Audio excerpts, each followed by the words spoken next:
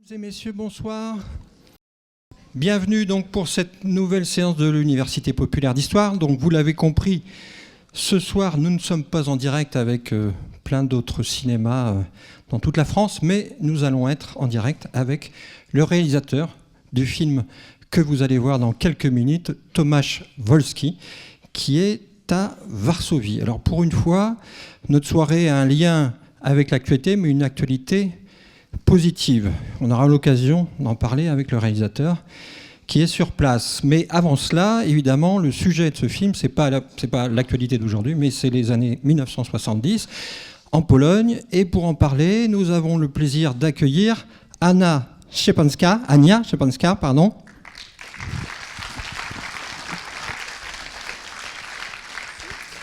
Alors, Ania Szczepańska, vous la connaissez puisqu'elle est déjà venue notamment au Festival du film d'histoire il y a déjà 10 ans, je viens de regarder, pour présenter son premier documentaire « Nous filmons le peuple ». Elle est revenue au festival dans le cadre du jury il y a 2 ou 3 ans, de mémoire. Elle fait aujourd'hui partie du conseil d'administration du festival, mais c'est aussi une habituée de l'Université populaire d'histoire. Donc elle a présenté il y a déjà 4 ans, en 2019, Solidarność, la chute du mur commence en Pologne, et elle est revenue l'an dernier, je crois, c'était pour une histoire visuelle de Solidarność, vous en souvenez sans doute. Voilà, et donc c'est Ania qui a proposé le film de ce soir, donc elle va nous expliquer pourquoi, nous présenter le réalisateur, vous allez découvrir le film. Dans la foulée, Ania reviendra sur la période historique des années 70 en Pologne pendant à peu près 3/4 d'heure. Et enfin, on pourra échanger pendant 20 minutes, une demi-heure avec le réalisateur en visioconférence, donc en direct de Varsovie. En tout cas, merci Ania de cette proposition et merci de ta venue. Et donc un mot du film et du réalisateur à la fois, s'il te plaît. Bonjour à toutes et à tous, c'est vraiment un plaisir de retrouver le public fidèle des Unipop. Juste avant de vous présenter le film, je tenais à souligner l'instinct formidable de François Aimé, programmateur, et de toute son équipe, parce que quand nous avions choisi la date, évidemment, on ne savait pas du tout que ce serait le lendemain des élections législatives en Pologne, dont vous avez sans doute entendu parler, et donc un jour de joie sur les résultats aussi des élections qui nous parviennent, et nous en parlera tout à l'heure, une réaction pro-européenne pour la défense de la démocratie, et ça fait du bien, beaucoup. Voilà. Donc, je suis très contente d'être avec vous ce soir pour parler de l'histoire polonaise. Le film que vous allez voir revient donc sur une crise politique très importante qui est celle de décembre 1970. C'est un moment de conflit social et un moment de répression aussi qui a fait date dans l'histoire de la période communiste.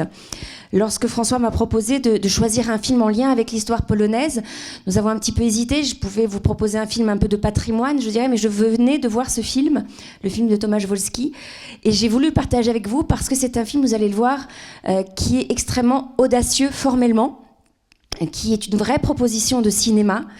Un film qui est à la fois un film d'archives, et vous allez le voir, c'est ce que j'essaierai de vous montrer tout à l'heure, des archives produites de manières très très diverses, qui viennent de caméras à la fois de la milice, de documentaristes, enfin une espèce de réflexion sur ce que les images peuvent nous dire de l'histoire. Et en même temps, c'est un film de création qui propose de mettre en scène le pouvoir à travers les outils du cinéma d'animation. Et notamment une méthode dont nous parlera le réalisateur, qui est la méthode du stop motion, hein, avec des poupées qui représentent donc le pouvoir. Et vous allez voir, c'est un mélange extrêmement, je trouve, réussi des traces, une réflexion sur les traces de cet événement, sur les traces qui nous sont parvenues par les caméras, mais aussi par le son. Et j'attire votre attention beaucoup sur les archives sonores que le cinéaste a utilisées pour nous faire réfléchir aussi sur le processus de décision qui a mené à cette répression sanglante de décembre 1970. Merci Ania, bonne projection et on se retrouve juste après. Merci.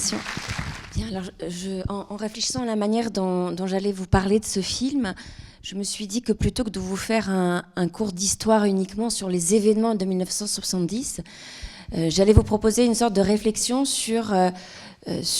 à la fois sur le film que vous venez de voir et sur la manière dont il nous tend un miroir de ces événements à partir des traces, des archives visuelles et des sons que vous avez entendus. C'est un film peut-être un peu... Alors je ne sais pas si on peut dire difficile, surprenant, en tout cas il a vraiment une facture très, très audacieuse. Donc je voulais un peu déployer avec vous ce que vous venez de voir, évidemment en le mettant en contexte et en le replaçant également dans la manière dont les historiens, les historiennes en Pologne ont parlé de ces événements, puis la manière aussi dont les cinéastes s'en ont emparés. Donc on va partir du film, c'est ça que je voudrais vous dire. On va partir de ce que vous venez de voir et on va ensuite revenir à l'histoire. Alors, peut-être pour commencer, l'histoire est assez simple. Ce sont les images que vous venez de voir, ce sont des images d'abord de grève et de révolte, de protestation.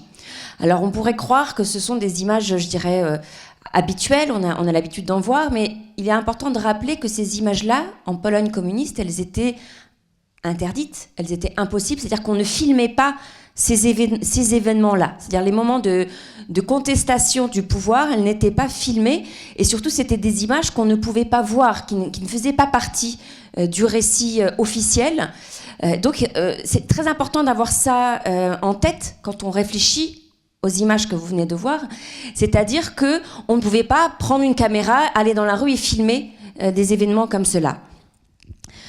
Ce monopole-là, un monopole des caméras et également des lieux de diffusion, il faut le rappeler, existait depuis l'après-guerre, depuis 1945, lorsque l'État a décidé de nationaliser le cinéma et avec le cinéma, tous les outils de production des images, à la fois filmiques, alors peut-être moins photographiques parce que les gens gardaient chez eux des appareils photographiques, mais les caméras évidemment n'étaient pas comme nous aujourd'hui, on peut filmer tout ce qui arrive dans la rue. Donc, d'où la rareté des images que vous venez de voir. Alors, je vous l'ai dit... Voilà, tout est contrôlé, comme les conversations téléphoniques. Donc, les images sont très rares, celles que vous venez de voir. Il n'y a pas beaucoup de traces de ces révoltes, ni des révoltes antérieures. La crise de décembre 70, vous le savez peut-être, mais je vous le rappelle, elle arrive après plusieurs séries de protestations qui ont déjà bouleversé la société polonaise dans le passé. La plus récente, c'est celle de mars 68. Mars 68, c'est une révolte qui concerne davantage l'intelligentsia, donc les étudiantes de Varsovie, qui sortent dans la rue pour protester contre la censure, contre l'interdiction d'une pièce de théâtre et contre justement l'impossibilité de s'exprimer. Donc mars 68, c'est la révolte de la classe intellectuelle, mais à ce moment-là, les ouvriers ne suivent pas. Si on remonte encore plus dans le passé, il y a 56, qui est vraiment aussi un moment de cristallisation de l'opposition entre la société et le pouvoir. Donc l'histoire de la Pologne communiste est traversée par ces crises. Celle de 70 a une particularité, c'est qu'elle est très spontanée et elle est portée par la classe ouvrière. Alors je vous le rappelle, vous le savez, la classe ouvrière, c'est vraiment le cœur de l'idéologie communiste à l'Est. L'ouvrier, le pouvoir est censé incarner le pouvoir de la classe ouvrière. Donc le fait que la classe ouvrière se révolte, c'est vraiment la faille au cœur du régime. Et en décembre 70, vous l'avez vu, vous l'avez compris dans le film, c'est une raison économique qui va donner lieu à ces protestations, c'est-à-dire l'augmentation radicale des prix de l'alimentation, de tout, du pain jusqu'à des denrées un peu plus rares. Et à la veille de Noël, ce fut une décision politiquement suicidaire, j'allais dire, puisque ça a été l'étincelle qui a fait que ces ouvriers sont sortis dans la rue. On parle de ces crises comme des rendez-vous manqués. Les historiens, les historiennes qui parlent de l'histoire de cette suite de révoltes parlent de rendez-vous manqués. Pourquoi ? Parce que tantôt, justement, ce sont les étudiants qui sortent dans la rue et tantôt, c'est la classe ouvrière. Et ce n'est qu'en 1980 que toutes ces forces politiques vont se rassembler dans ce mouvement qui va s'appeler Solidarność. Mais on n'en est encore pas là. Alors, je vais donc revenir un petit peu plus précisément sur les images que vous venez de voir et sur justement Cette grève qui a donné lieu à cette manifestation extrêmement violente de la colère, qui a donné lieu à cette répression très violente également de la milice puis de l'armée. Alors, je ne sais pas si vous voyez, voilà, je vous ai mis quelques images qui reprennent les images du film, simplement pour les décortiquer un petit peu avec vous, parce que c'est important, me semble-t-il, de les comprendre. Alors, vous avez différentes sources possibles. Je vous disais, il n'y a pas d'image de grève, je dirais, officielle, mais il y a des images que le réalisateur a utilisées. Il est allé chercher d'abord des images du studio des films documentaires de Varsovie. Ce sont les images les mieux cadrées, je dirais, les plus propres, les plus classiques dans leur facture. Et ce sont surtout des images des lieux, notamment du chantier naval de Gdańsk que vous voyez, où l'on voit ces énormes navires. Il faut rappeler aussi que ce chantier, c'est une des grandes fiertés du système économique polonais de l'époque. Ce chantier a été inauguré en 1945. Il regroupe des milliers d'ouvriers et d'ouvrières extrêmement qualifiés. C'est vraiment une sorte de cœur industriel de la Pologne. Donc c'est le fait que ça parte de là, c'est politiquement et symboliquement très, très dangereux pour le pouvoir. Alors pourquoi ça part de là ? Ça part de là également parce que cette classe ouvrière est extrêmement éduquée aussi. Je dirais, c'est le fleuron de la classe ouvrière en Pologne. Ils sont éduqués, ils sont également politiquement éduqués. On a des comités qui se créent, on a des tracts, des publications, des choses un petit peu souterraines qui sont publiées de manière pas tout à fait légale. Donc on a un vivier politique très fort, et c'est pour ça aussi que c'est sur la côte, donc à Gdańsk et autour, à Sopot et à Gdynia, que ces révoltes vont éclater. Donc ces images du studio des films documentaires, elles appartiennent aux archives aujourd'hui de Varsovie, mais également on voit dans ces images les plus, je dirais, cadrées, parce qu'elles ne le sont pas toutes, peut-être c'est ce qui rend aussi le film un peu difficile par moments, ce ne sont pas des images auxquelles on est habitué. On a également des images de la télévision polonaise, mais qui filment non pas la violence, mais au contraire le cadre, je dirais, de cette révolte. Là, vous voyez, je vous ai mis en bas le fameux portail que l'on voit très souvent, le portail du chantier naval, où on voit les ouvriers d'un côté qui, au début, commencent leur grève à l'intérieur du chantier, et on voit ces familles apporter, surtout ces femmes et ces enfants, apporter de la nourriture, des thermos, du café, du thé, pour que cette grève continue. Sauf que cette grève ne va pas s'arrêter dans le lieu du chantier naval. Les ouvriers vont décider de sortir et d'aller attaquer le comité central du parti, qui est évidemment le cœur du pouvoir dans cette ville. Donc ils vont sortir, manifester, exprimer leur colère. Alors là, on a d'autres types d'images, et ça c'est une autre catégorie d'images que vous avez vues. Là, c'est les images un peu tremblantes, floues, cadrées parfois d'une fenêtre. On voit beaucoup de jambes. Je ne sais pas si vous l'avez vu, mais on voit beaucoup de jambes filmées. Pourquoi ? Parce que ce sont ce qu'on appelle des images d'observation. Alors, c'est une catégorie que j'ai beaucoup étudiée en travaillant sur la période communiste. C'est quoi les images d'observation ? Eh bien, ce sont des caméras qui sont utilisées par la milice, la MO, Milicja Obywatelska, la milice, qui a, et par donc les forces de l'ordre, qui ont un groupe, un bureau à l'intérieur, qui s'appelle le groupe B.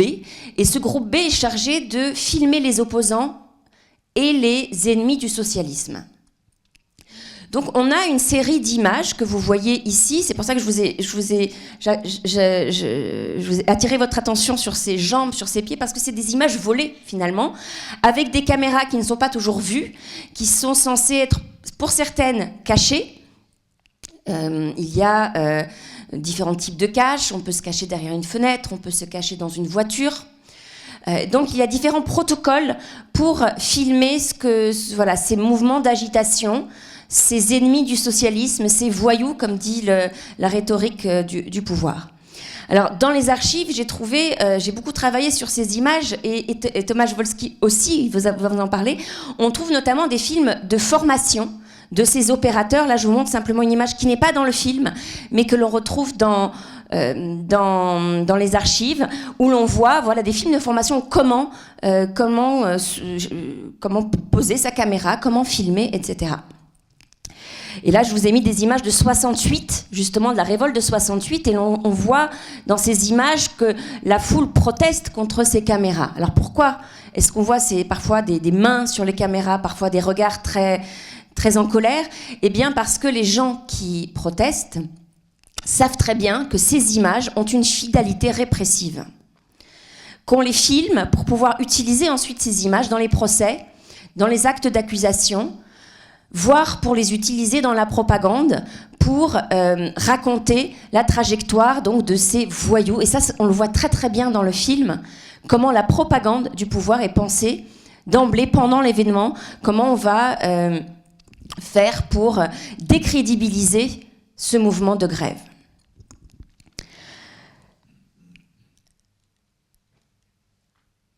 Ces photos opérationnelles, elles ont, pour les historiens et les historiennes, beaucoup d'utilité, évidemment.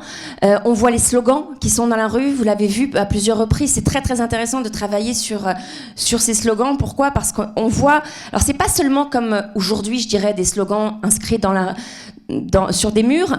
C'est le seul moyen pour le mouvement de protestation de s'exprimer.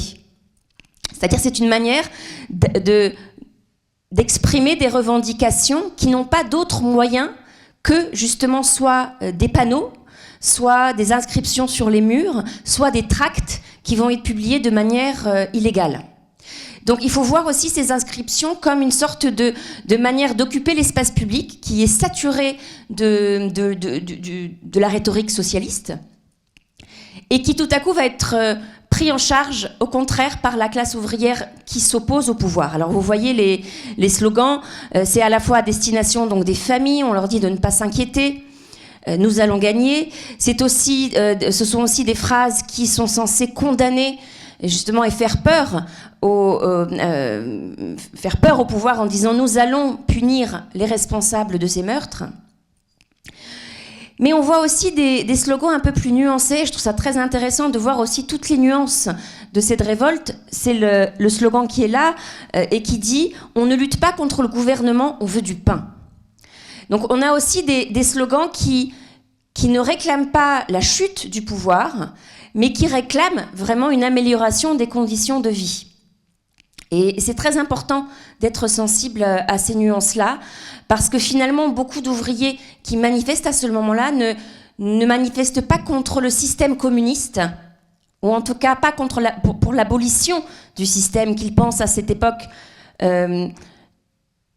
impossible finalement de bannir. Ils réclament la réforme interne de ce système, ils critiquent le gouvernement, les décisions qui ont été prises, et ils réclament de la dignité, ils réclament une amélioration des conditions de vie. Et ça se voit beaucoup dans ces slogans que des historiens et des historiennes ont beaucoup analysé aussi, parce qu'on a pris beaucoup de photos de ces prises de parole spontanées, j'allais dire. Alors, je reviens simplement sur ces films opérationnels qui sont quand même assez, je dirais, surprenants pour nous, pour vous dire aussi qu'il y a vraiment toute une pratique de l'observation et du contrôle. Les caméras sont appelées des moyens matériels du travail opérationnel. Il y a toute une rhétorique bureaucratique qui explique, j'ai consulté ces dossiers, ça m'a beaucoup intéressé de voir pourquoi on utilise ces caméras. Eh bien, ces caméras, elles ont pour but de produire des informations qui vont confirmer, compléter d'autres sources d'informations.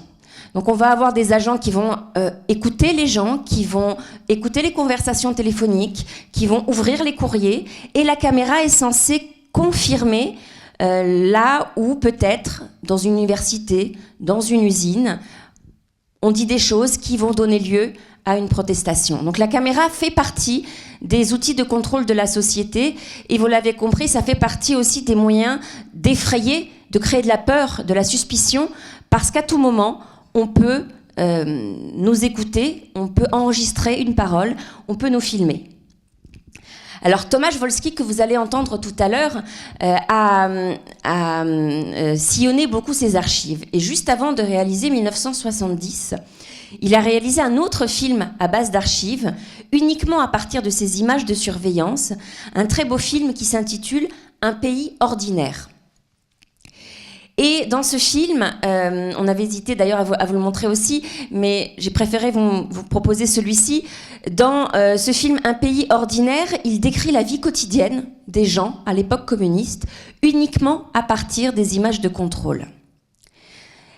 Et ce qui est très instructif pour nous, c'est que c'est cette frontière dans la surveillance, où le pouvoir s'immisce dans la vie intime et dans la vie privée des gens, dans la famille, on a un interrogatoire, par exemple, où on demande à une dame, mais alors, vous avez acheté combien de kilos de beurre cette semaine ? Mais alors, est-ce que vous avez choisi le beurre, ce beurre-ci ou ce beurre-là ? Et avec quel argent vous avez acheté ce beurre ? C'est une manière, en fait, d'agir psychologiquement sur les Polonais et les Polonaises, pas par une violence physique, même s'il y en a, vous le voyez dans le film, ici on est vraiment dans l'apogée de cette violence physique, mais par une violence psychologique. Ce sont des méthodes que l'on retrouve dans d'autres pays à la même période. Vous le connaissez peut-être par des représentations des imaginaires de la RDA, parce qu'il y a eu beaucoup de films sur cette question-là, de la surveillance de la population, das Leben der anderen, la vie des autres, qui nous a un peu ouvert la voie vers justement cette question de la surveillance et de ce que ça implique au quotidien. Donc Tomasz Wolski connaît très bien ces images et il les a déjà explorées dans un film précédent, dans ce pays ordinaire qu'il a fait il y a à peine 2 ans, juste avant de faire 1970. Et c'est en faisant ce film, Un pays ordinaire, qu'il a vu ces images de révolte de décembre et qu'il s'est dit, il faut que je fasse un film uniquement sur cet événement dramatique, tragique, qui a mené donc à cette tuerie et à cette répression dans le sang des grévistes. Alors un autre aspect très important du film, maintenant qu'on a vu un petit peu quel type d'archives, quel type d'images vous avez vu, il y a évidemment dans ce film une des grandes forces et audaces, je pense, de ce film, c'est la place laissée au cinéma d'animation. Le cinéma d'animation, il a une longue histoire aussi en Pologne, notamment cet usage du stop motion, cette manière de filmer par des plans fixes et de reconstituer le mouvement par des plans fixes, mais aussi un cinéma d'animation de poupées. C'est quelque chose qui a été beaucoup développé à l'école communiste, notamment dans différents studios. L'un des plus célèbres, c'est celui de Bielsko-Biała, où on a vraiment une véritable école d'animation. Un cinéaste célèbre à l'international des années 70, c'est Zbigniew Rybczyński, qui a eu l'Oscar du meilleur film d'animation pour un film qui s'appelle Tango. Et on voit aussi les mêmes techniques qui sont utilisées. Donc il y a vraiment une pratique plastique très développée. Je dis ça parce que donc il y a aussi des techniciens, des studios. Il y a vraiment un savoir-faire que dans la filiation de laquelle s'inscrit le film de Tomasz Wolski, même s'il est contemporain, il s'inscrit aussi dans cette artisanat qui est né dans les années 60 en Pologne. Alors à quoi elle sert cette animation ? Peut-être qu'elle vous a un peu surprise ou interloquée. C'est pas un langage auquel on est habitué, et surtout c'est un langage auquel peut-être on n'est pas habitué avec des images d'archives. On est dans un aller-retour tout le temps entre le réel, les images documentaires, comme je vous le disais, des images volées, des images un peu sales, des images qu'on a du mal à fixer parce que la caméra elle-même, elle a du mal à capter ce qui est en train de se passer. Et d'un autre côté, on a le calme, la stabilité de ces images construites dans des studios d'animation. Alors le protocole de Tomasz Wolski, il est très clair, et c'est aussi ce qui fait la force de son film, c'est-à-dire l'animation sert à nous donner à voir les lieux de pouvoir. Vous l'avez compris, on est dans des bureaux, on est dans des couloirs, on est dans des bureaux peut-être où on a des réunions collectives. Et ce qui m'a frappé d'emblée la première fois que j'ai vu ce film, c'est l'usage de ce téléphone. Alors je me permets un rapprochement peut-être un peu sauvage, mais je l'assume totalement. J'ai immédiatement pensé au film d'Eisenstein qui s'intitule La Grève, que vous avez peut-être en mémoire, qui est un film de 1925, et qui est lui aussi un film sur une sorte de grève générique, mais dans la Russie d'avant 1917, dans la Russie pré-bolchevique. Eh bien, le film, si vous le revoyez, commence aussi par des scènes dans les bureaux de la direction de l'usine. C'est pas le parti, puisqu'on n'est pas encore dans un pouvoir communiste. On est avant 1917, mais on est dans les lieux de pouvoir, et on voit ces dirigeants s'appeler. Et on voit uniquement des visages avec des combinés de téléphone. Et c'est assez flagrant, vraiment, le parallèle qu'on peut faire avec le film de Volsky.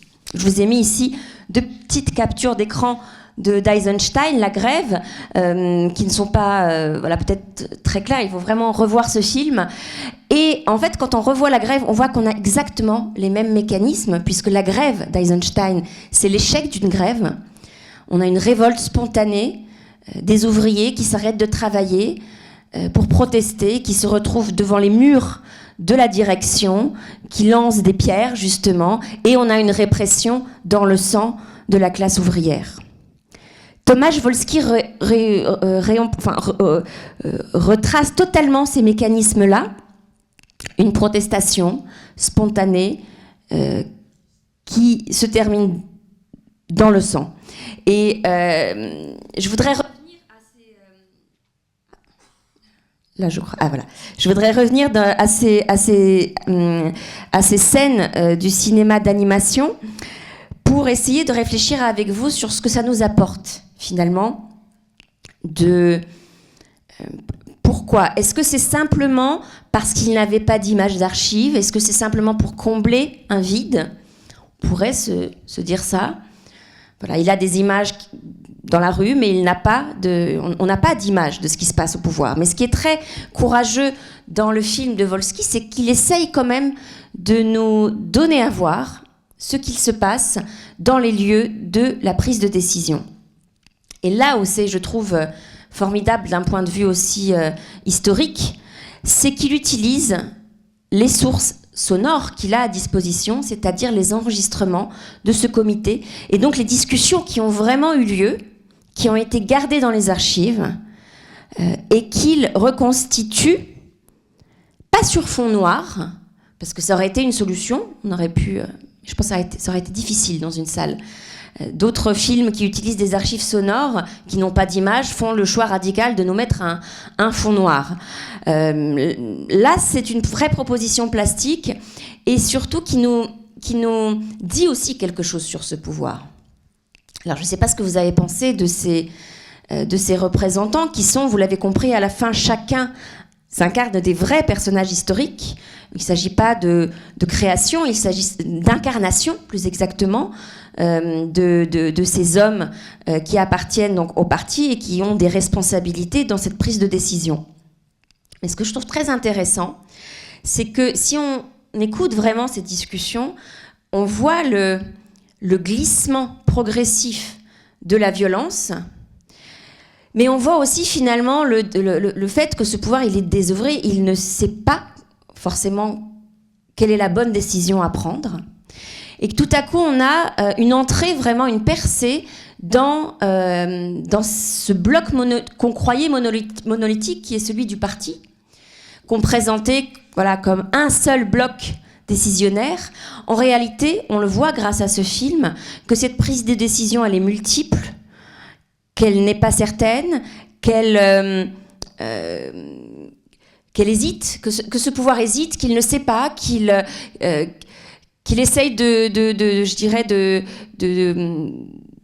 s'échapper de cette prise de décision et de dire non, ça c'est pas de ma responsabilité. En fait, c'est un film sur la responsabilité politique à l'égard donc de ces morts, mais aussi sur la difficulté de gérer ce type de crise.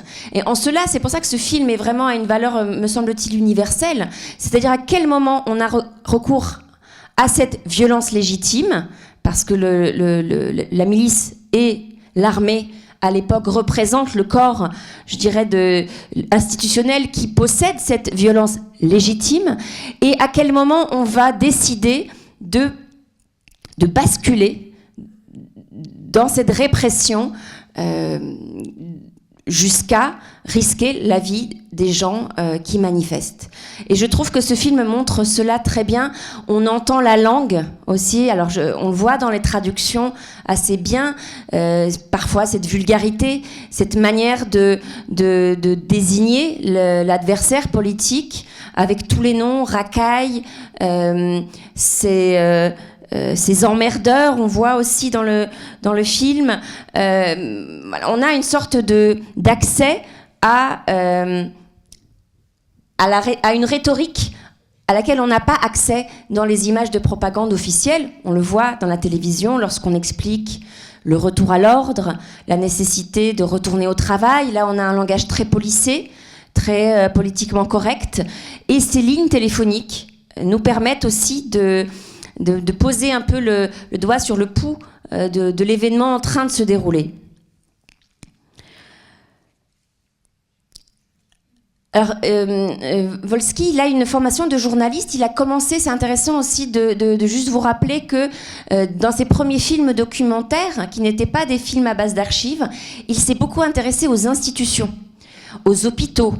Il a fait des films aussi sur les éducateurs, sur les administrations. Là aussi, on est dans la tradition du cinéma documentaire polonais des années 70, c'est-à-dire cette volonté par des cinéastes comme Krzysztof Kieślowski, comme Marcel Łosiński, de dépeindre toute la société polonaise par une institution.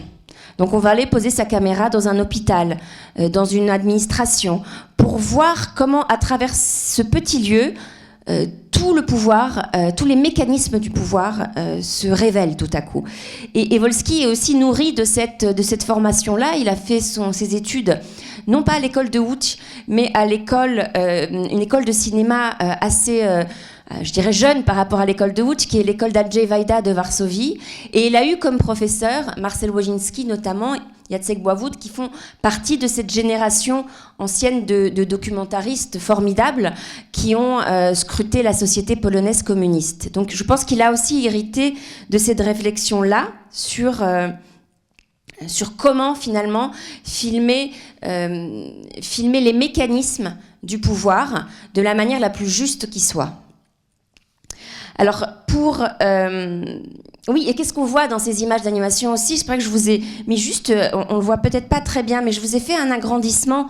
C'est vrai que là, peut-être que vous le voyez pas, mais je sais pas si vous vous souvenez, on a tout le temps des petits... voilà, merci pour la lumière. On a des petits détails dans ce décor qui montrent très bien le regard que pose Wolski sur le pouvoir.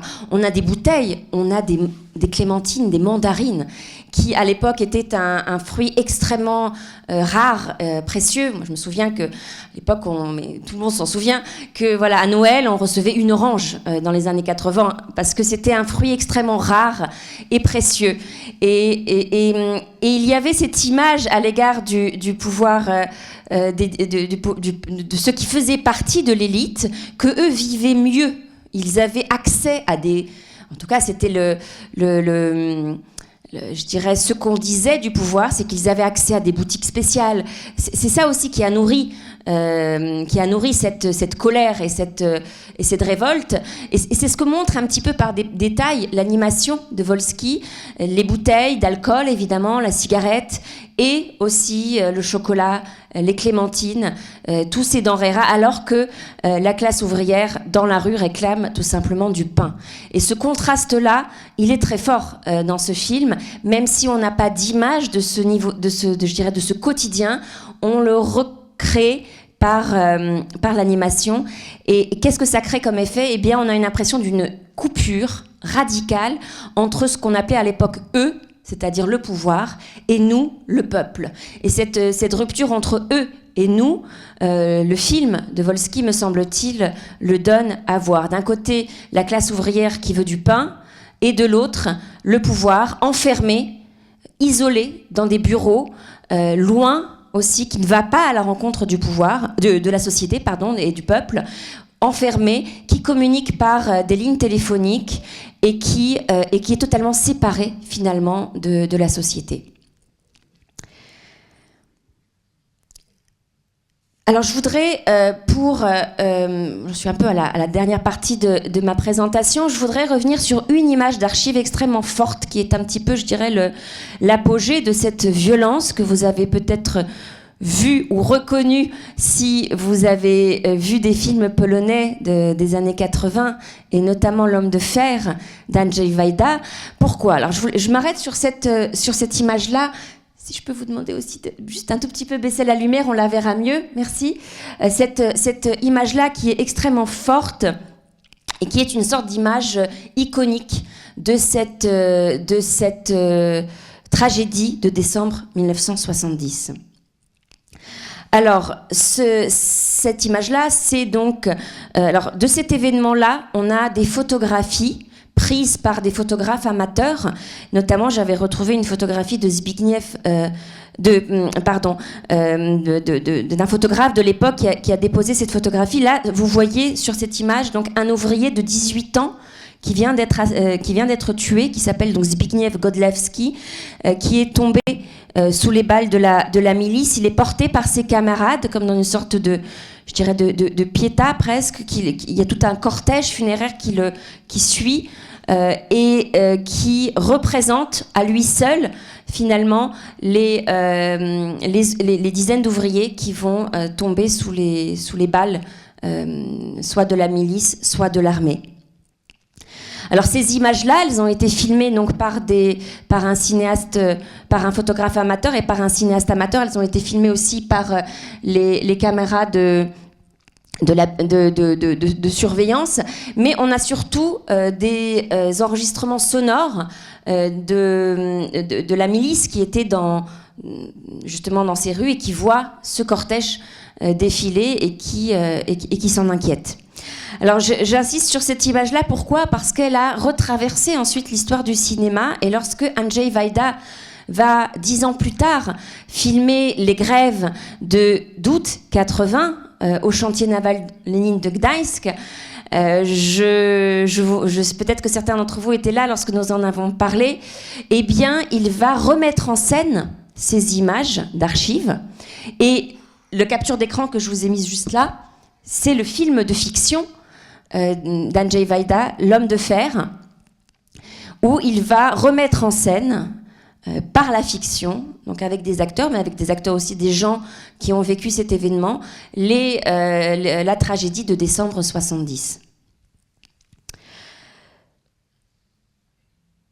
J'insiste là-dessus parce que nous venons de voir un film très récent, un film contemporain, et pourtant, c'est un film qui ne cesse de dialoguer et d'échanger avec l'histoire du cinéma polonais, qui a aussi tenté, et j'insiste là-dessus, pourquoi je suis revenue à L'Homme de Fer, parce que c'est avant 89, on a voulu représenter ces événements avant la chute du communisme. Dès 81, on a voulu revenir sur cette tragédie. Et je terminerai peut-être là-dessus, parce que ça sera un petit peu ma dernière réflexion. On va ensuite se connecter avec Tomasz Wolski pour qu'il nous parle de son film. Je voudrais peut-être vous rappeler que les événements que vous venez de voir, eh bien, ont constitué très longtemps dans la société polonaise un grand tabou.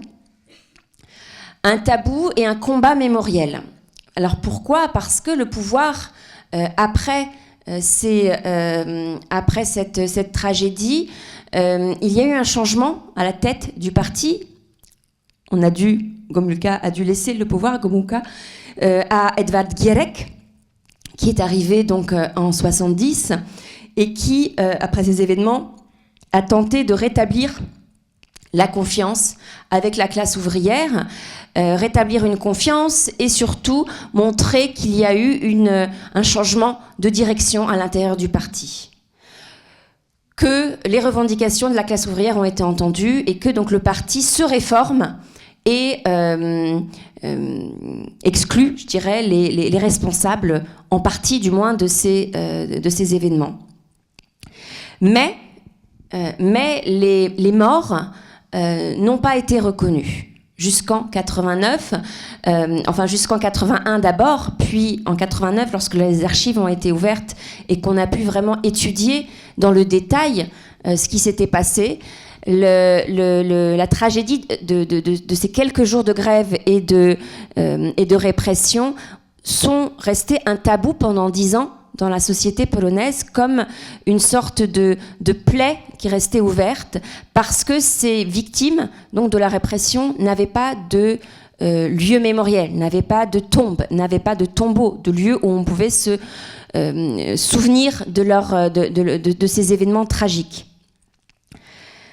Et donc, ce combat mémoriel, c'était une des revendications les plus importantes des grévistes en août 80, donc 10 ans plus tard, lorsque la grève revient, je dirais, à Gdańsk, au chantier naval. L'une des principales revendications, outre les libertés d'expression et les améliorations des conditions de vie et la possibilité progressivement d'un syndicat libre et indépendant, dans les revendications des ouvriers de Solidarność, il y avait aussi la possibilité d'ériger un monument aux morts de décembre 70. Alors, je vous ai juste mis ces deux images. L'image ici que vous voyez, c'est une image d'archive aussi de ce monument, donc qui va être inauguré à Gdańsk en décembre 80, donc 10 ans après les événements, et qui va être planté juste devant le chantier naval Lénine, et qui va être vraiment un lieu mémoriel politique extrêmement important, bien sûr, pour les ouvriers qui, dans leur mouvement de protestation en août, vont s'inscrire évidemment dans l'affiliation des grèves précédentes. Et la photographie en couleur que je vous ai mise juste à côté, qui est bien plus moderne, évidemment, qui date de bien plus tard. Vous voyez ce grand bâtiment. Ici, c'est le Centre européen de Solidarność. Si vous vous intéressez à cette histoire, c'est un lieu absolument passionnant à visiter, qui vous propose une exposition, des archives et beaucoup c'est un lieu de débat et de discussion citoyenne. Et vous voyez ce bâtiment-là, qui est donc un musée aujourd'hui, qui est juste à côté de ce grand monument en hommage aux victimes de décembre 1970. Alors, dernier petit mot, il me reste, je crois, 3 minutes pour juste vous rappeler aussi que cette filiation entre les grèves de décembre 70, qui sont des grèves peut-être, je ne sais pas si vous les connaissiez avant de venir voir le film, vous saviez qu'il y avait eu des crises, mais alors pourquoi les crises de décembre 70 ? Elle est vraiment fondamentale dans le récit des événements qui vont nous mener à 89.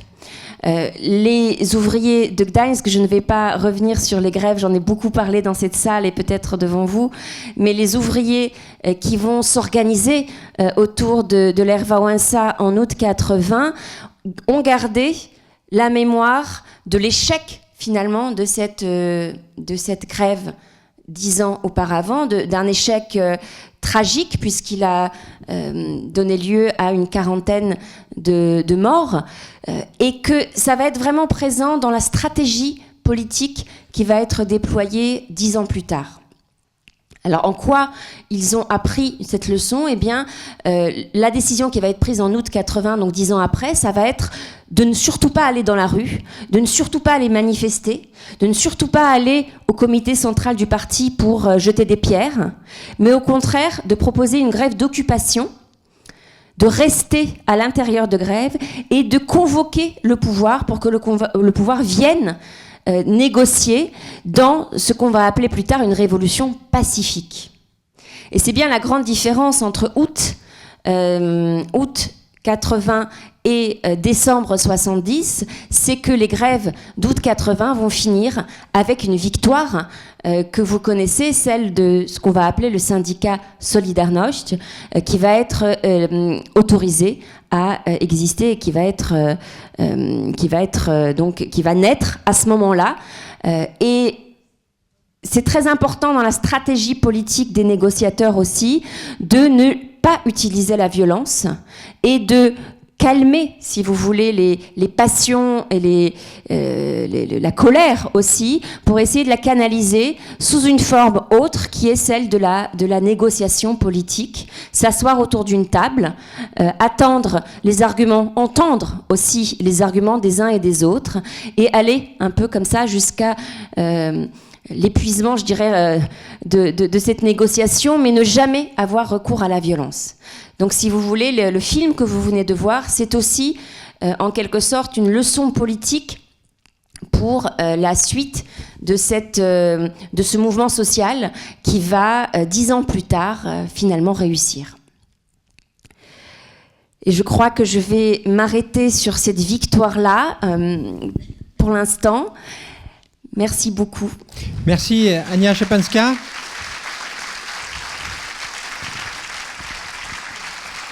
Alors, j'imagine en cabine, si vous pouvez contacter le réalisateur Tomasz Smolski, on va pouvoir enchaîner avec lui via une visioconférence. Alors c'était à 30, peut-être qu'on est un petit peu en avance de 2-3 minutes.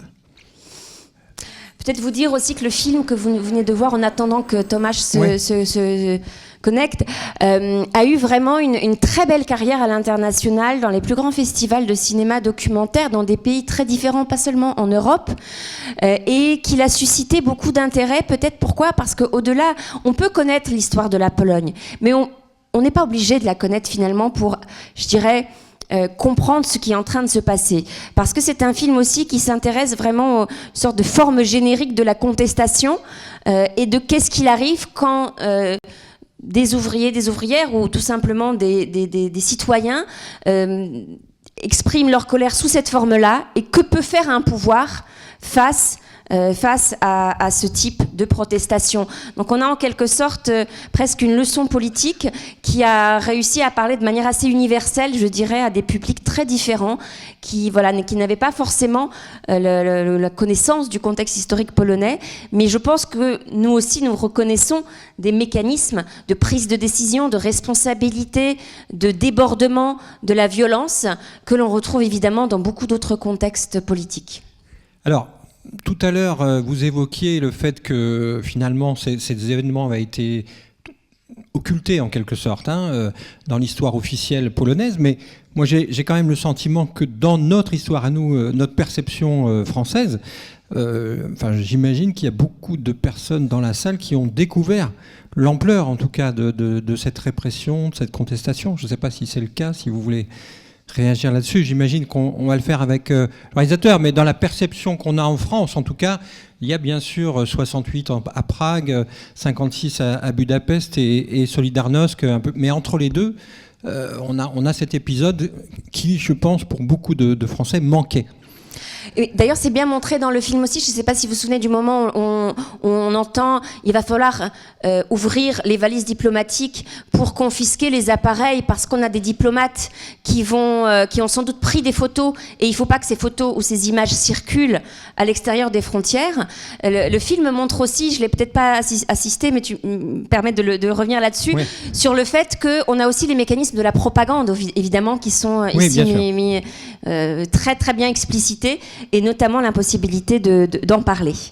Mais Tomasz Wolski nous rejoint. Bonjour, bonsoir Tomasz. Bonsoir Tomasz. Bonsoir. Peut-être qu'on peut montrer...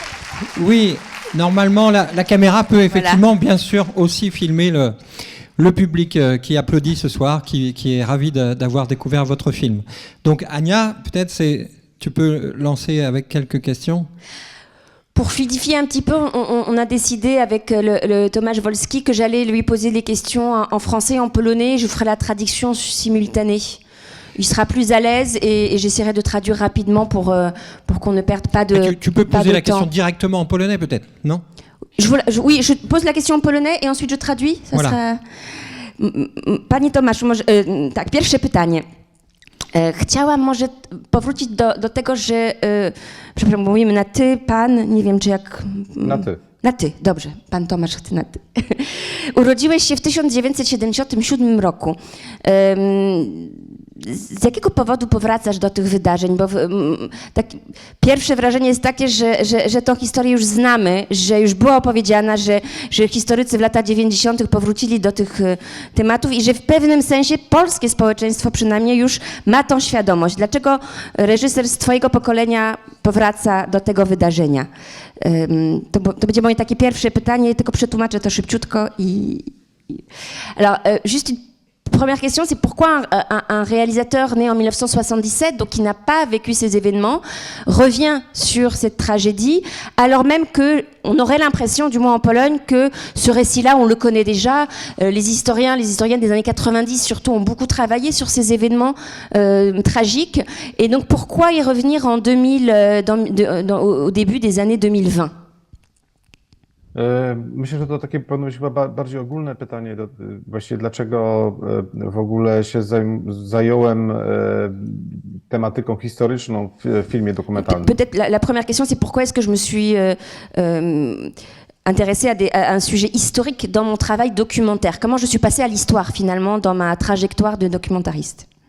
I to się tak bardzo ciekawie domyka w związku z tym, co się dzieje dzisiaj w Polsce. C'est assez lié aussi finalement à ce qui se passe en Pologne aujourd'hui, à ce qui s'est passé hier soir. Dlatego, że w 2015 roku nastąpiła u nas w kraju dosyć duża zmiana polityczna. Donc en 2015, Tomasz nous rappelle qu'il y a eu un grand changement politique qui est advenu en 2015 en Pologne. I ja uznałem, że może warto jest wrócić do pewnych wydarzeń z naszej historii i poszukać analogii do tego, co się dzieje. Donc j'ai pensé qu'il serait intéressant de revenir à une histoire peut-être plus lointaine, mais pour y chercher et pour y trouver une analogie avec ce que nous étions en train de vivre au présent, dans le temps présent. Dlatego pierwszy film, który zrealizowałem na podstawie archiwów, to był Zwyczajny kraj, który opowiadał o inwigilacji, o wpływie służb specjalnych, służb tajnych właściwie w nasze życie. Donc le premier film, c'était donc Le Pays ordinaire dont je vous ai parlé tout à l'heure, dont la thématique principale était le contrôle de la société, l'infiltration par les forces spéciales, comment on appelle la służby spéciale? Oui, les forces spéciales de surveillance, en tout cas de la population, les moyens d'infiltration dans la société.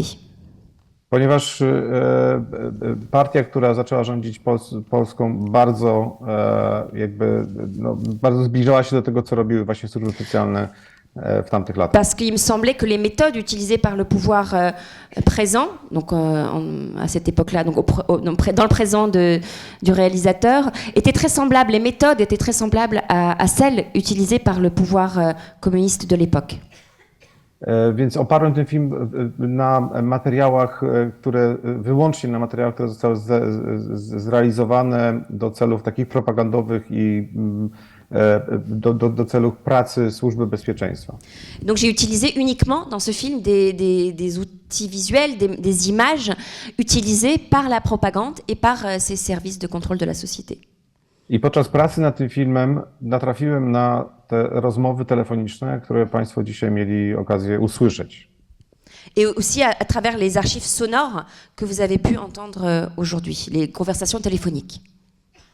Początkowo myślałem, że one znajdą się w tamtym filmie, natomiast one kompletnie nie pasowały do tej koncepcji, którą miałem pracując nad Zwyczajnym krajem. Te rozmowy telefoniczne, tak? Tak. Les archives sonores, les conversations téléphoniques, je pensais d'abord les utiliser dans mon premier film, et puis finalement je me suis aperçue que ça marchait pas. Donc je les ai gardées pour le film suivant.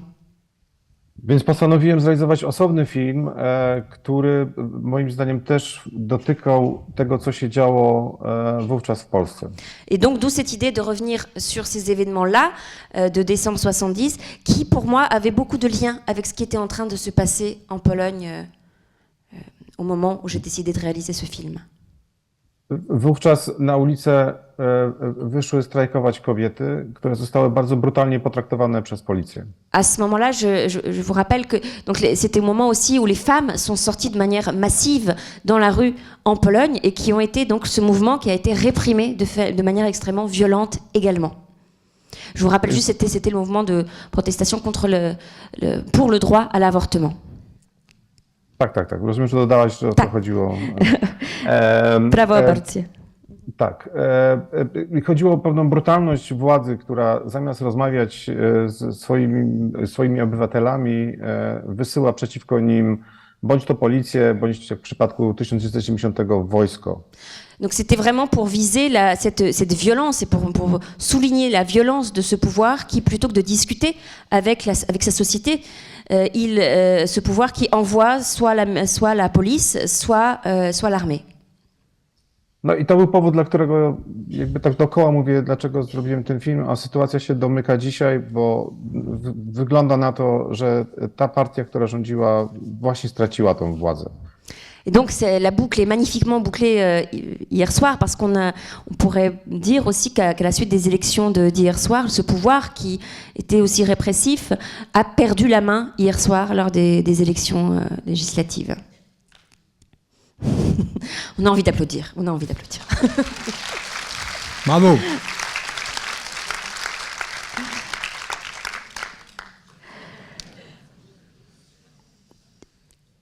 Je vais me permettre peut-être une deuxième question avant, une dernière question, à moins que vous vouliez tout de suite réagir directement. Oui, faisons peut-être comme ça sur cette question politique qui... oui, voilà, s'il y a une question dans la salle. Voilà, allons-y tout de suite. Et oui, là-bas, il y a j'y vais tout de suite. Une dame qui veut poser une question. Będzie od razu pierwsze pytanie od publiczności. Próbuję przetłumaczyć. Oui, justement, à propos de ces archives sonores, on sait que la Stasi, par exemple, a détruit beaucoup d'archives avant de lâcher prise. Comment se fait-il que ces archives-là aient survécu? Dlaczego według Ciebie te archiwa właśnie dźwiękowe przetrwały? Bo wiadomo, że na przykład w NRD dużo rzeczy przez Stasi było zniszczone po 1989 roku i nawet trochę później. W jaki sposób te archiwa dźwiękowe pozostały? Czy to jest jakiś cud, czy zostały... To znaczy w Polsce historia jest bardzo podobna jak w Niemczech. No, te archiwa przez rok były niszczone już w wolnej Polsce, ponieważ nie dopilnowano tego. Alors en Pologne aussi, il y a eu des destructions, notamment au moment du tournant 89-90. Beaucoup d'archives ont été détruites, en effet, comme en Allemagne. Więc to co zostało, powodem tego może być to, że nie zdążono po prostu ich zniszczyć, bądź zostały z jakiegoś innego powodu. Alors, on a des hypothèses sur pourquoi celles-ci sont restées, soit qu'on n'a pas eu le temps de les détruire, soit pour d'autres raisons que l'on ne connaît pas. En tout cas, elles sont restées et on les a conservées. Mais et là c'est moi qui précise, c'est une toute petite partie des archives qui existaient. Więc ja próbowałem się dowiedzieć, dlaczego te nagrania telefoniczne zostały, bo interesowało mnie to z tego powodu, że to jednak nie pokazuje władzy z dobrej strony. Donc je me suis intéressée, j'ai essayé de comprendre pourquoi on avait gardé ces archives.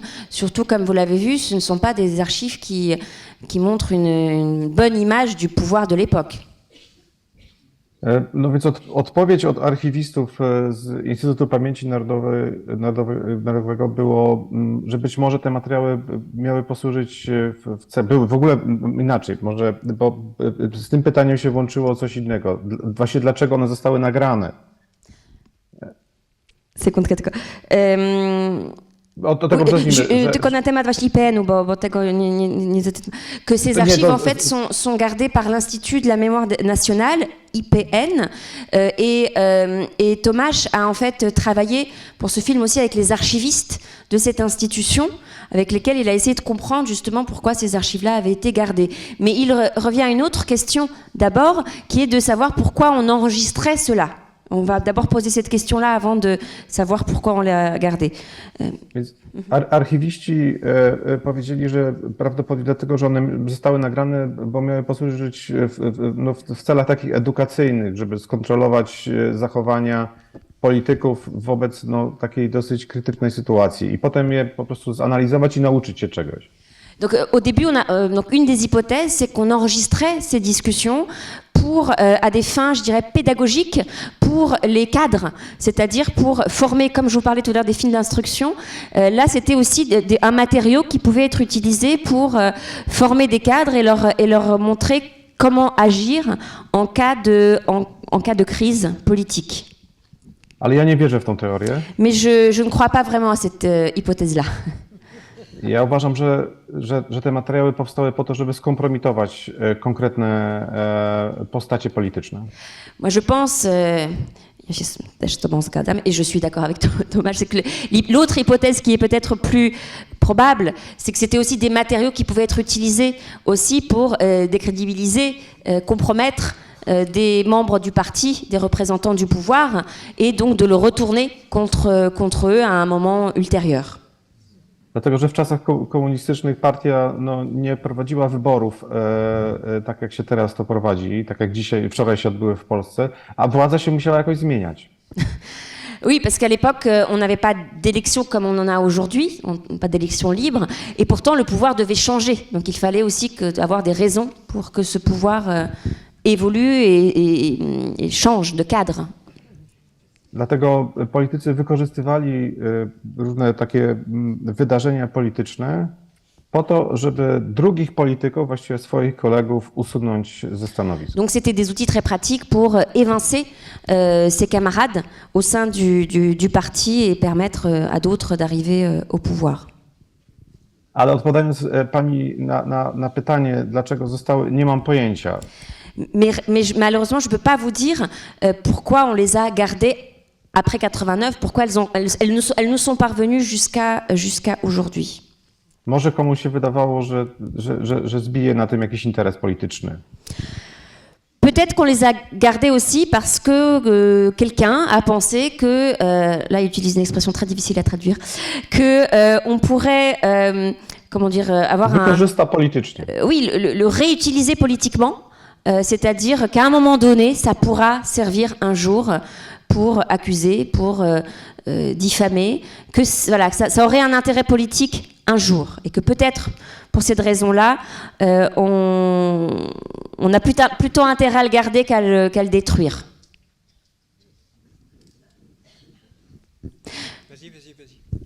Może jeszcze trzecia hipoteza, że nic nie jest takie systematyczne, nic nie jest aż tak perfekcyjne w archiwach. Czasami coś zostanie i nie... C'est aussi une hypothèse que je propose parce que j'ai beaucoup passé de temps dans les archives. Rien n'est systématique, rien n'est, comment dire, d'un ordre parfait dans les archives. On a toujours des bobines qui restent, toujours des choses qui sont gardées. On ne sait pas trop pourquoi, on ne sait pas trop par qui, mais on a rarement une destruction totale de fond. Et ça fait partie de ces morceaux, je pense. Jest to możliwe, dlatego że Polska komunistyczna była po prostu w jednej wielkiej rozsypce i żyła w wielkim bałaganie, więc możliwe, że coś po prostu gdzieś się zagubiło i zostało. Oui, c'est aussi l'hypothèse, il va dans ce sens-là, d'un grand désordre, finalement, que toute la Pologne communiste, c'était aussi la question de l'ordre aussi bureaucratique. Il y avait des choses qui étaient désordonnées et qui sont restées et que il n'y a pas disons que ça correspond aussi au désordre à l'intérieur des bureaucraties et de l'administration qu'il y a dans toute administration, finalement. En tout cas, Oui, en fait, c'est plutôt vous remercier d'avoir mis à la fin du générique la liste de toutes les victimes avec leur âge. Parce que dans le film, on voit bien que l'arrestation se porte sur les jeunes avec une volonté effective d'humiliation, mais d'avoir mis cette liste de victimes et leur âge, on voit bien que la jeunesse a été c'est elle qui a été particulièrement tuée, hein, de 18 voire 15 ans jusqu'à 30 ans, c'est la majorité. On n'a que 2 ou 3 tués qui ont plus de 40 ans, 49, 48, 59. Merci d'avoir rendu cette mémoire-là aussi. Et du coup, on voit que... Excusez-moi, vous dépassez mes compétences. Pani chciała tylko podziękować za to, że umieściłeś na końcu filmu tą listę z imionami, nazwiskami i też z wiekiem, bo przez tą listę łatwiej też nam zrozumieć, że tak naprawdę ta represja była przeciwko też młodzieży i że tak naprawdę najstarsza osoba z tej listy chyba ma troszeczkę więcej niż 40 lat i że bardzo jest też ważne dla tej pamięci przypomnieć to, że to byli młodzi ludzie. Tak. Oui. Nie. Dziękuję. To się tak ładnie złożyło, że właśnie kiedy były strajki kobiet, to bardzo dużo młodych ludzi poszło na ulicę. Ça fait écho avec ce que je disais tout à l'heure sur le fait que quand les femmes sont sorties de la rue, il y avait beaucoup aussi la jeunesse qui est sortie dans la rue, beaucoup de jeunes qui étaient dans la rue et donc il y avait aussi ce parallèle qui s'opérait. Alors une question ici. Drugie pytanie. J'ai vu au générique qu'on parlait de 3000 arrestations, c'est ça je crois.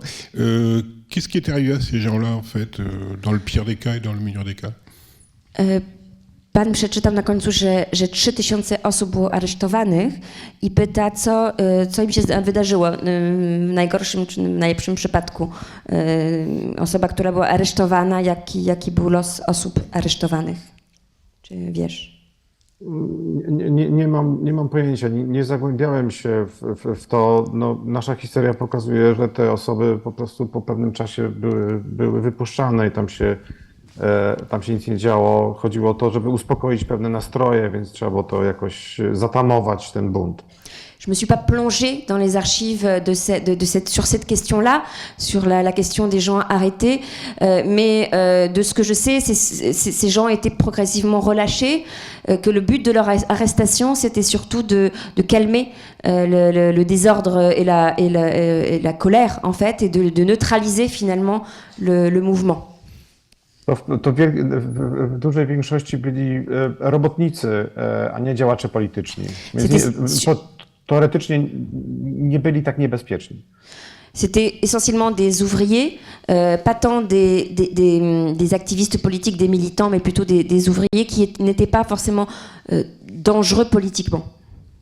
Ale jedną z osób, która brała bardzo czynny udział w tych strajkach, której oczywiście nie widać w tych materiałach, bo one są trochę z takiej oddali, był Lech Wałęsa.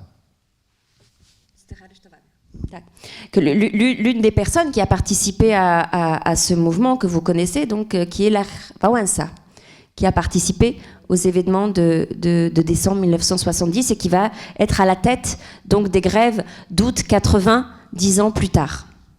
Więc mówi się o tym, że wydarzenia z 1970 roku były właśnie podwaliną Solidarności. Podwaliną, możesz w jakiś synonym? Dały początek Solidarności. C'est ce qu'on disait tout à l'heure, c'est que ces événements de décembre 70 dans le récit historique sont les racines, vraiment la genèse des grèves d'août 80, 10 ans après. On le voit à la fois dans les personnes, mais aussi dans les méthodes politiques. Ponieważ robotnicy bardzo się zawiedli na władzy, ponieważ pamiętali przez długie lata, jak brutalnie potraktowała ich podczas tych wydarzeń i walczyli o pomnik, który stanął przed stocznią. Il y a eu cette rupture de confiance en décembre 70 entre les ouvriers, la classe ouvrière et le pouvoir. Il y a eu une sorte de défiance face justement à cette brutalité de la répression et que cette défiance a nourri aussi le mouvement 10 ans après, avec cette revendication dont nous parlions, qui est celle du monument aux morts de décembre 70. I tak w skrócie można powiedzieć, że to władza przyczyniła się do powstania Solidarności. Donc pour le faire court et pour le résumer, on pourrait dire que c'est vraiment le pouvoir communiste qui a en quelque sorte participé à la fondation de Solidarność, qui a participé aussi à ce qui s'est passé 10 ans après. Que c'est la réaction du pouvoir en décembre qui a fait en quelque sorte Solidarność 10 ans plus tard. I mówię tylko o tym dlatego, że powiedziałem, że oni byli niegroźni, ale potem stali się groźni dla tej władzy, dlatego że stali się politykami też. Parce qu'à l'époque, ils n'étaient pas dangereux politiquement. On le voit hein, avec les slogans par renverser le pouvoir. Ils n'étaient pas dangereux politiquement, mais ils allaient le devenir. Que progressivement, au cours des années 70, il va y avoir cette politisation de la classe ouvrière qui va mener à Solidarność. Il y avait une question, je crois. Ah, pardon. Oui, Ici, oui. après. On entend le nom de Jaruzelski à un moment. A-t-il participé au massacre? Et quelle était sa fonction à l'époque? Jaruzelski pojawia się w twoim filmie, jako pani przypomina, jaka była jego funkcja w tych wydarzeniach i dlaczego pojawia się w twoim filmie? Jego funkcja właściwie była niewielka, on był takim obserwatorem tych właściwie wydarzeń. Il n'avait pas une fonction importante, il était plus l'observateur de ces événements. Il n'était pas dans les cadres qui ont pris ces décisions à l'époque. Nie był decydującą osobą, natomiast myślę, że tak jak być może stąd była ta teoria archiwistów o edukacji tych ludzi, się po prostu szkolił. C'est d'ailleurs ce qui fonde une des hypothèses des archivistes, c'est que il était encore jeune à l'époque. En tout cas, il se formait. Il s'est formé avec ces événements-là, disons. Ce qui, 10 ans plus tard, 11 ans plus tard, donc après les grèves, je répète juste, le coup d'État du général Jaruzelski, l'état de guerre, qui va être déclaré le 13 décembre 1981. Więc jego rozmów telefonicznych było niewiele i one były bardzo nieciekawe. Donc en fait, il apparaît quasiment pas dans les archives sonores. Il y avait une petite échange, mais qui n'avait rien d'intéressant dans les archives sonores que j'ai utilisées dans le film. Natomiast chciałem zaznaczyć jego obecność, bo to wydaje się bardzo ważne w stosunku do tego, co się wydarzyło 10 lat później. Mais si j'ai cité son nom, même s'il n'avait pas une fonction importante pour ces événements-là, j'ai voulu le citer pour justement montrer que ça avait une importance pour ce qui allait se passer 10 ans après les grèves, mais aussi la décision de Jaruzelski d'instaurer l'état de guerre. Oui, à la fin du film, il est indiqué que les événements se sont passés sur la côte. Est-ce à dire que ça ne s'est passé que là et pas dans le reste de la Pologne? Et j'ai une deuxième question, sans doute un peu naïve. Est-ce que le pouvoir, après les manifestations, ont décidé de baisser quelque peu l'augmentation des prix alimentaires? Pytanie historyczne. Na końcu filmu jest napisane, że wydarzenia wydarzyły się na Wybrzeżu. Czy to znaczy, że w ogóle w innych częściach kraju nie było żadnych manifestacji, protestacji? I drugie pytanie, może trochę naiwne, ale czy po tych wydarzeniach władza zdecydowała jednak, że te ceny powinny być troszeczkę, zmniejszyć ceny i inflację? No, te wydarzenia głównie miały miejsce w Szczecinie, Gdańsku, w Gdyni. La plupart des événements ont lieu quand même à Gdynia et à Gdańsk. Natomiast władza bardzo dbała o to, żeby to się nie rozprzestrzeniło na kraj. C'était l'un des soucis du pouvoir que ça ne se diffuse pas justement dans les autres régions, contrairement à ce qui va se passer 10 ans plus tard. Mais il y avait vraiment une volonté de contrôler et l'information et oui, surtout l'information pour que ça ne se propage pas dans les autres villes. Więc były protesty w Krakowie i w innych miastach, ale one szybko były dławione. Donc il y a eu quelques protestations dans d'autres villes, à Cracovie et dans d'autres grandes villes, mais elles ont vite été freinées et ça n'a pas donné lieu aux mêmes conséquences. A odpowiedź na drugie pytanie jest tak, ceny zostały obniżone po to, żeby potem znowu poszły do góry. Et la réponse à votre deuxième question, oui, les prix ont été baissés pour que, sur le moment, pour remonter un petit peu plus tard. I to znowu spowodowało kolejne strajki. Qui a provoqué d'autres grèves, et là on sera en 76 surtout, d'autres protestations et d'autres grèves. Alors, moi, j'aimerais revenir sur les élections d'hier. C'est quand même l'actualité. C'est important de vous écouter sur ce sujet. Je voulais savoir si ce résultat était une surprise pour vous et qu'est-ce qu'il annonce en perspective. Quelle est votre analyse sur la situation? François Emil chciałby wrócić do wydarzeń wczorajszych i czy byłeś zdziwiony tymi wynikami i l'étonnement et après il y avait quoi? D'abord, est-ce que c'était une surprise et ensuite quelle est sa vision de l'avenir en fait, de la situation co to et de dla l'avenir? ciebie znaczy na przyszłość Polski według ciebie? Czy jest to dobry znak? Jak widzisz polityczną przyszłość Polski? Czy ja byłem zaskoczony. Myślę, że myśmy się już wszyscy przygotowali, byliśmy zmęczeni tym, co się działo w Polsce. On était vraiment tous là, fatigués de ce qui se passait en Pologne, très usés par ce climat politique. Bardzo, oczywiście mówię o pewnej części, czyli o nie tych 30 kilku procentach, które popierało i wciąż popiera PiS. Bien sûr, je parle d'une certaine partie de la population, pas les 30% qui ont voté pour le PiS. Je parle d'une certaine catégorie de la population polonaise. Czuliśmy, że może to być optymistyczny jakiś koniec tego trudnego momentu, który nam towarzyszył przez 8 lat. Donc on pressentait quand même que ça pouvait être la fin de ce moment difficile qui avait quand même duré plus de 8 ans. On le pressentait. Dlatego, że mamy styczność z różnymi instytucjami kulturalnymi tutaj w Warszawie, które są obstawione ludźmi, często niekompetentnymi ludźmi właśnie z PiS-u.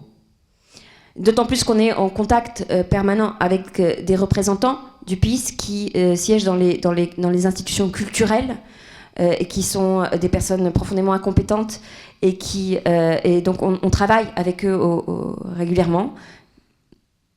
I wyczuwało się taką atmosferę rezygnacji i przegranej Unii. Et on sentait chez eux aussi un sentiment de défaite, de résignation, voilà, chez les représentants même du PiS, qu'ils n'y croyaient plus, en quelque sorte. Więc wczoraj bardzo dużo ludzi poumawiało się w domach na wieczór i przygotowało szampany. Donc hier soir, pour les résultats, on s'est réunis dans les familles avec beaucoup de bouteilles de champagne préparées au frais.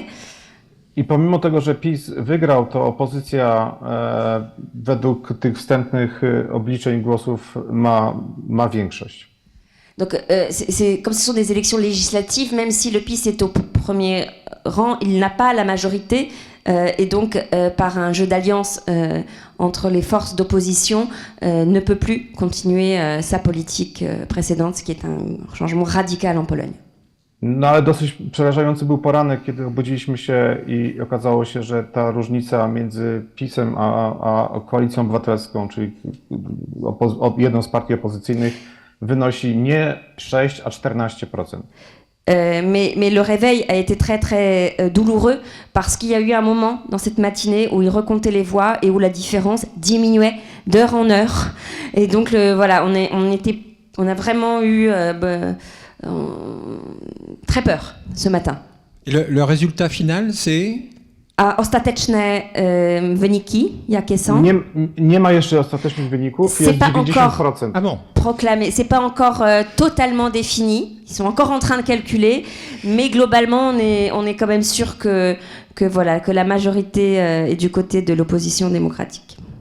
Spływają głosy z tych wszystkich komisji obwodowych i wygląda to bardzo zbliżone do tego, jakie były exit pole w momencie wczorajszym po zakończeniu głosowania. Co prawda głosowanie się nie zakończyło, powinno kończyć o 21, a ludzie czasami stali do 2, 3 w nocy w kolejkach jeszcze. Pour vous montrer aussi la force de cet engagement politique, les bureaux fermaient à 21h, mais si on arrivait au bureau à 21h, on avait toujours le droit de voter. Certains ont attendu jusqu'à 2h du matin pour do drugiej nad ranem, dobrze usłyszałam? Tak, do 2, 3. Jusqu'à 2-3 heures du matin pour pouvoir voter.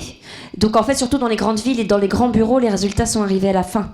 Mais ça veut dire que la population était extrêmement mobilisée pour ces élections. Quelle est la participation, justement? Vous avez ça? Ilość osób, które uczestniczyły, to było 74%. 74% des électeurs. To jest rekord Polski od najważniejszych wyborów, które się tu wydarzyły wcześniej, czyli od 1989 roku. C'est les élections les plus qui ont suscité le plus d'électorat depuis 89. Myślę, że to mówi jaka była stawka. Donc ça dit quand même l'enjeu de ces élections. A stawką było albo dołączamy do krajów jak Słowacja, Węgry, czy chcemy zostać w Europie. La question était très simple, c'est est-ce qu'on veut pas faire partie de l'Europe ou est-ce qu'on va du côté des pays comme la Hongrie qui ont basculé du côté de l'extrême droite.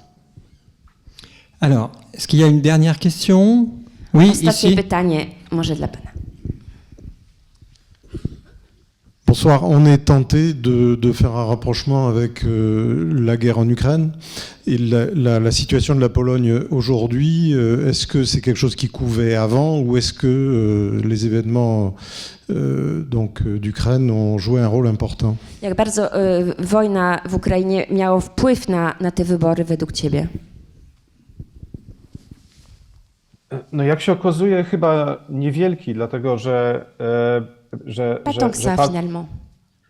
partia rządząca próbowała wykorzystać temat migracji Ukraińców w negatywny sposób, ale to nie zadziałało chyba tak jak chcieli. Étrangement, parce que le pouvoir du PiS a tenté d'exploiter la thématique de l'immigration massive, de la guerre, dans son discours de propagande. Et cela n'a pas, selon Tomasz, eu un effet aussi massif vu les résultats des élections. A partia prawicowa, która taka nacjonalistyczna, zyskała bardzo mało głosów, tam zdaje się 6 czy 7%. Et le parti vraiment d'extrême droite, encore plus à droite que le PiS, Confederacja, a eu finalement très peu de pourcentage, 7%? Tak, około 6-7%. 6-7%. Donc si ces thématiques-là étaient, partagées par la population polonaise, ces partis-là auraient eu plus de voix. Ale wycofuję się z stwierdzenia po namyśle, że niewielki był wpływ, bo w sumie myślę, że jednak mógł być spory. Je relativise quand même ce que je vous ai dit tout à l'heure sur la non-influence de la guerre sur ces élections. Il y a quand même une influence, mais peut-être pas celle que l'on croit.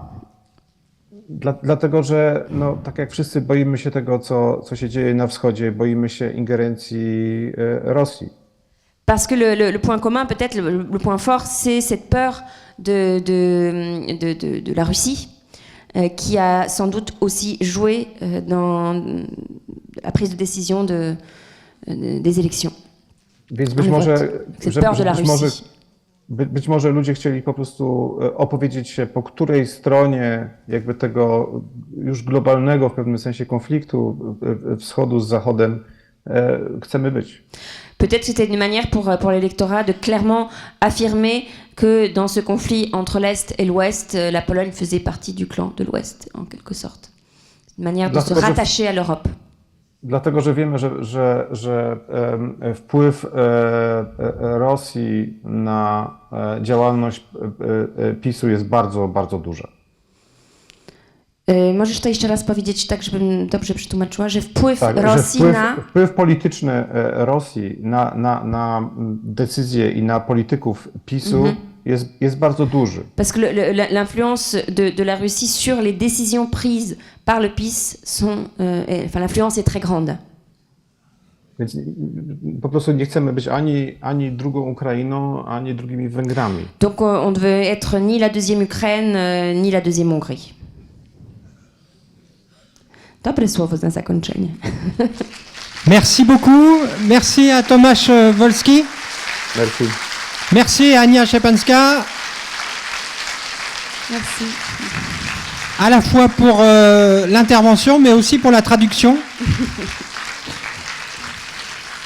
Dziękuję, Tomaszu. Dziękuję za... Et donc, à la semaine prochaine. Voilà. Alors, pas la semaine prochaine, la semaine d'après. Bardzo dziękuję. Dobranoc. No byśmy cię teraz zaprosili na kieliszek winka Bordeaux, ale takie to nasze losy na Zoomie. Przyszłym razem. Następnym razem, oczywiście. Następnym razem. Dobrze. No właśnie pracuję nad filmem o stanie wojennym, więc będzie okazja. Il travaille pour son prochain film sur l'état de guerre. Donc Ah oui. voilà, vous aurez la suite. La suite dans quelques mois, peut-être. A kiedy już montujesz, czy... Tak, kończymy już ten film, on w przyszłym roku będzie. L'année prochaine, puisque le montage est en train de se finir. Bon, à l'année prochaine. Alors. Voilà. Bon courage. Bon courage et un grand merci à vous. Dziękujemy, Tomaszu. Un grand merci. Będzie Jaruzelski. Dziękuję. Do zobaczenia. Dzwonimy się.